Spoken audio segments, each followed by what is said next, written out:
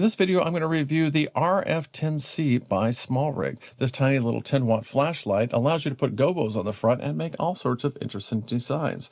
Yeah, pretty cool. I'm going to compare it to what I'm using now in the studio, and that's the Amaran 300C with the Spotlight SE as well as the iris attachment.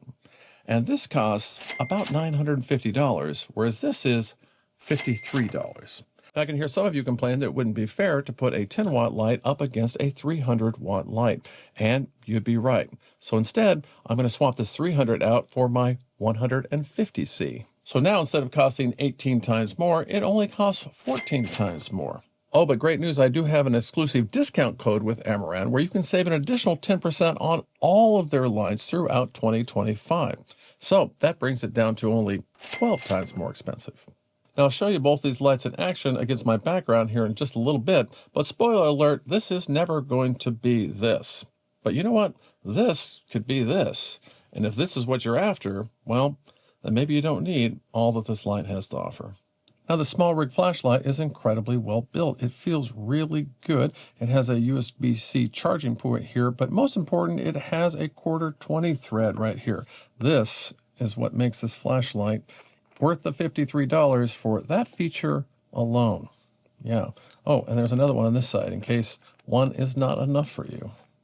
There's also a USB-C charging point, and oh, look at this. I think that's another 1/4-20 on the bottom. Huh, it is. Yeah, they've thought of everything. To turn the flashlight on, you just simply give it a half turn this direction, and it comes on. And it comes on with the last color that you had, and then you press this button, and you change it to the 4 colors that it has. Yeah, just like that. And you can use this to adjust it in or out. I think the reason you don't press to hold to turn it on is because, well, it could be in your bag, and it could get pressed, and then it would come on, and then it would drain your battery. So kind of nice move having this be a 1/4 turn to turn on. Oh, it also uses this to dim, so you can dim it down like this. Now, when you dim it all the way, it flashes like that, letting you know, hey, you've gone as far as it can go. But from here, you can actually dim it down in increments. Down 1, 2, 3, 4, 5, 6, 7, 8, 9, 10. Yeah. So it actually works very dim and can be fairly bright, a 10-watt bulb. Well, that is a little bright right in the eyes. Oh, and it can also be used as a flashlight. And you know what? That's probably what I'm going to end up using it most for. Now, the gobos that come with it, they're plastic, and they kind of slide in just like this. Well, I say slide in. Really, it's kind of weird. You got to kind of get them in. It's not really easy to get them in. But you know what? It's not that hard either. Yeah, they slide in just like that. This onto this. And here you've got some adjustments to make. You can actually get the gobo in closer like that. That's pretty cool. Or you can have it all the way out like that. It just kind of hangs on there like that. Doesn't actually click into place, which is fine. And then it can go out just like that. So that's where you get your control. In and out there, or you can even go in further and go out farther. Yeah. Very nice design. Now, as I said, there's no focusing this, but when you get in really close, well, yeah, it's actually pretty sharp. But it's when you get further apart, well, that's when it gets a little blurry. Now, the Amaran Spotlight comes with 15 of these little metal M-size gobos, and these are just perfect for sliding in and making all sorts of interesting backgrounds. Sadly, with only 10 watts, the SmallRig just can't keep up with the lights in my studio, so I'll have to adjust the lights in my studio. All right, with a little adjustment, I raised the ISO and I lowered the lights, and now you can see the background. Yeah, not too bad. Now, the SmallRig flashlight does come with a lot of gobos, and they're kind of fun to play with. But because the light can't get a crisp line on the gobos, well, all the gobos have to be pretty large shapes. So, for example, when I took an M-size gobo and placed it up to the flashlight, well, you can see that all the detail just simply disappears. That's why all the shapes in the gobos are pretty large. In order to get 4 colors out of this flashlight, it has 4 chips in it, and each chip is placed in a different place in the flashlight. So as you move around, well, you have to recompose.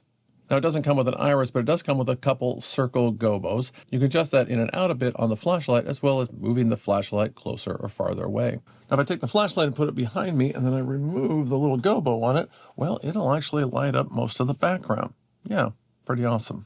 All right, now let's compare this to the Amaran 150C with the Spotlight.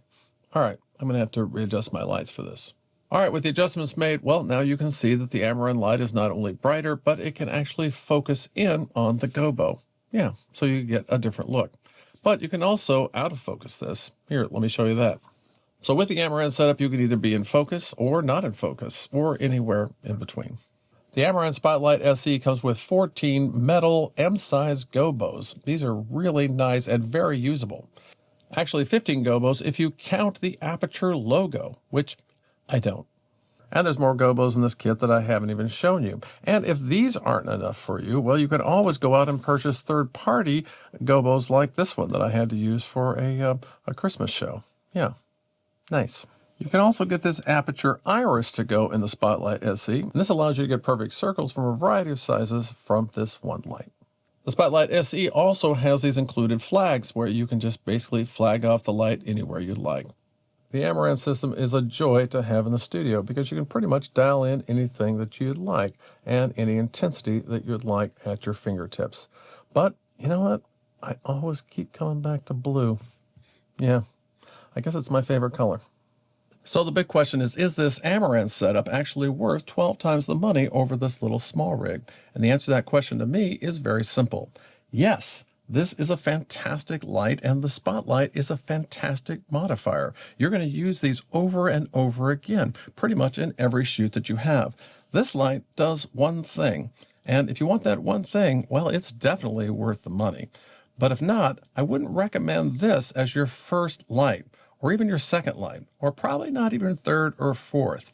For that, I would recommend this light as your first light, and your second light, this Amaran Ace 25 could work great as a hair or a rim light. And I did an entire video about why that's true right over there. So if you just watch that, I would really appreciate it. Hey, if you're an aspiring filmmaker wanting to learn tips and tricks on how to make better film, consider subscribing. And if not, hey, thanks for stopping by.